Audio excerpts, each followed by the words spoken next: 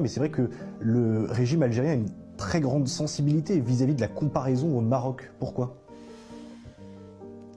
Vous avez raison, ils sont obsédés par le Maroc presque autant que par la France. Je pense que le Maroc est tout ce qu'ils ne sont pas.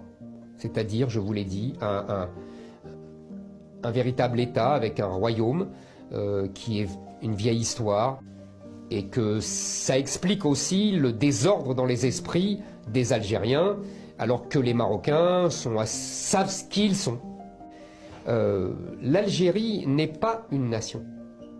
L'Algérie n'a jamais été une nation. Vous savez, un des leaders indépendantistes algériens, Ferhat Abbas, avait dit dans les années 50 j'ai visité tous les cimetières de l'Algérie, je n'ai jamais vu la nation algérienne.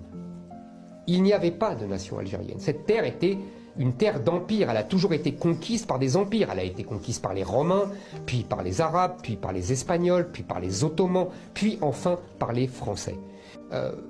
Contrairement à ce qu'ils prétendent, cette guerre d'indépendance n'est pas aussi glorieuse qu'ils le disent. Je veux dire par là que il y avait une armée qu'on appelait l'armée des frontières, mais qui est justement restée aux frontières, qui n'a jamais affronté l'armée française.